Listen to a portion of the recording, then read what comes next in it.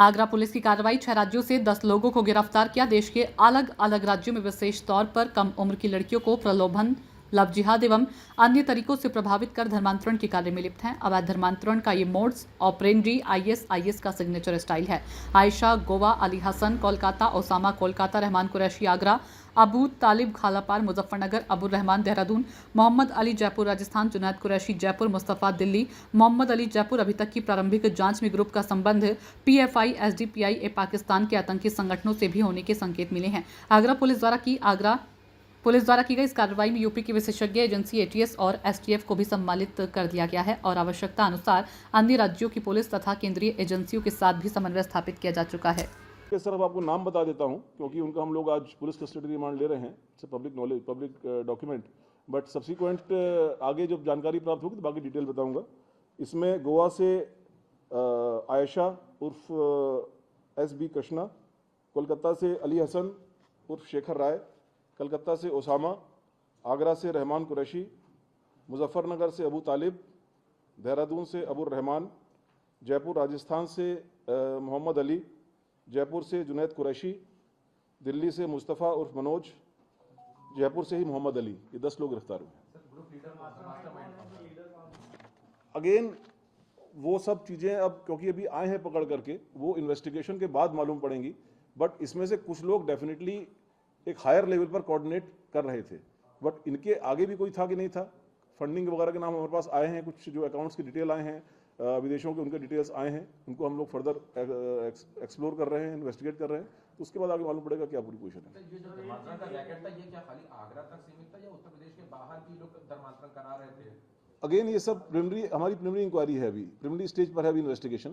तो जो इनसे जो प्रारंभिक बातचीत हुई है, उन्होंने इस चीज़ को काफ़ी जगहों पर करना और उसमें कई लोगों को सक्सेसफुली कन्वर्ट करने की बात स्वीकारी है। उनको वेरीफाई किया जा रहा है और वेरिफिकेशन के बाद जो एक पुख्ता जानकारी होगी आपसे शेयर की जाएगी। अब ये गैंग पकड़ा गया, तो इसकी रोकथाम आगे बढ़ते हुए संगठित अपराध की तरह होगा, तो इसकी रोकथाम के लिए क्या पुलिस क्या करेगी? यही तरीका है, जब आप एक संगठित गैंग को पकड़ते हैं तो उसका पूरा नेटवर्क एक डिस्टर्ब होता है और उसमें फाइनेंसिंग से लेकर के कोऑर्डिनेशन का जो काम वो लोग करते हैं पीछे, उससे लेकर के सारी चीज़ें डिस्टर्ब होती हैं। सबसे इफेक्टिव तरीका किसी भी ऑर्गेनाइज्ड क्राइम को पकड़ने का उस क्राइम की गहराई तक, सतह तक, तह तक जाना और उसके पीछे सम्मिलित जो अपराधी हैं उनका पर्दाफाश करना, उनके विरुद्ध वैधानिक कार्रवाई करना है। वही कार्रवाई की जा रही है।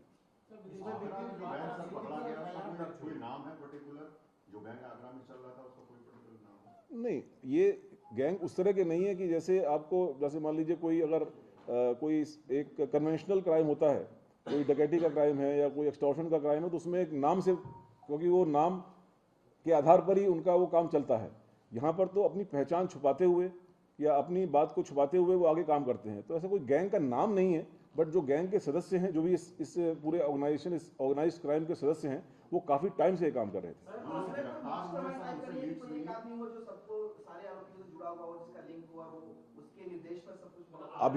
अभी प्रारंभिक स्टेज है इन्वेस्टिगेशन की।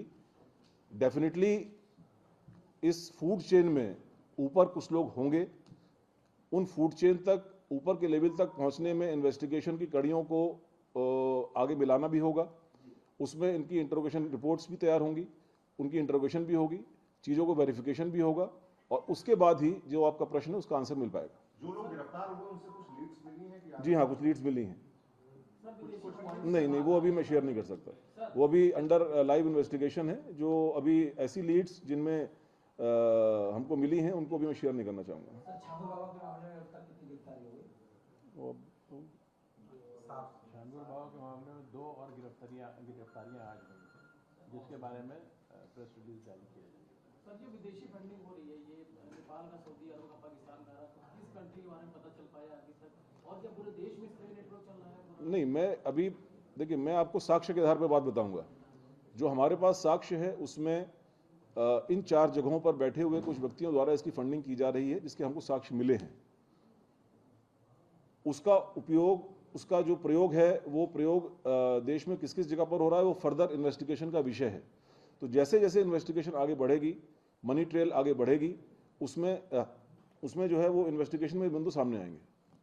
पाकिस्तान का सर आपने लिया है डायरेक्टली, कोई कनेक्शन किसी के थ्रू आपको निकल के आया देखा? नहीं, इसमें मैंने ये दो बातें कही हैं। मैंने कहा है कि पीएफआई, एसडीपीआई और पाकिस्तान के एक मिलिटेंट संगठन के हमको प्रमाण मिले हैं इस चीज़ के कि उनसे इनका संलिप्तता है, इनके मतलब इनके जो आपस में जो लिस्टेड मेंबर्स हैं उनके मेंबर्स के साथ में इनकी संलिप्तता कंफर्म हुई है।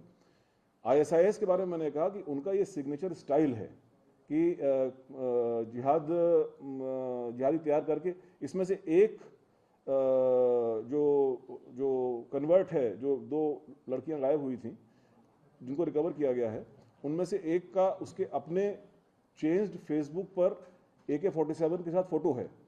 तो ये जो स्टाइल है मुजाहिद में रेडिकलाइज करने का, ये स्टाइल जो है मैंने कहा कि वो ISIS का स्टाइल है। क्या ये जो लड़के रेडिकलाइज कर रहे थे, क्या इनको फिर लड़ाका बना रहे थे? मतलब एक अभी it is too early to say. अभी तो जो एविडेंस हमारे सामने ये है कि भाई एक साइबर ट्रेल में, उस साइबर ट्रेल में one of the victims she is holding AK-47 weapon and photograph उसकी मौजूद है, जो कि इन्वेस्टिगेशन का पार्ट है। बाकी आगे क्या स्टेज पर पहुंचे थे, नहीं पहुंचे थे, कैसे कर रहे थे, हम लोग इन्वेस्टिगेट कर रहे हैं। काफ़ी कुछ बताया है, बट वो भी मैं शेयर नहीं करना चाहूँगा, अभी मैं शेयर नहीं करना चाहूँगा।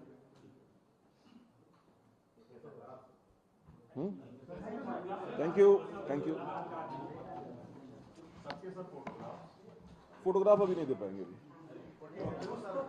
जो पकड़ गए हैं वाले उनका हम लोग देख लेते हैं। लड़कियों को तो डेफिनेटली नहीं दे पाएंगे, और बाकियों का जो है उनका भी बाकी 10 को दे देंगे। अच्छा ठीक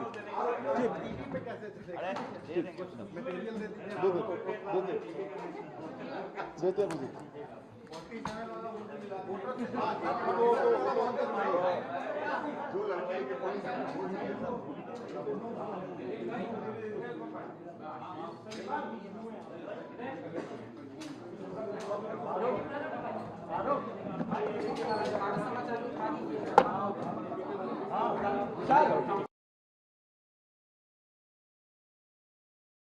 सूचना इंडिया के सभी दर्शकों को बधाई। अब आप सूचना इंडिया देख सकते हैं जियो टीवी चैनल नंबर 4053 पर भी। साथ ही सूचना इंडिया के सभी सोशल प्लेटफॉर्म इंस्टाग्राम, फेसबुक और ट्विटर से जुड़े और पाएं आपके क्षेत्र से जुड़ी हर एक खबर।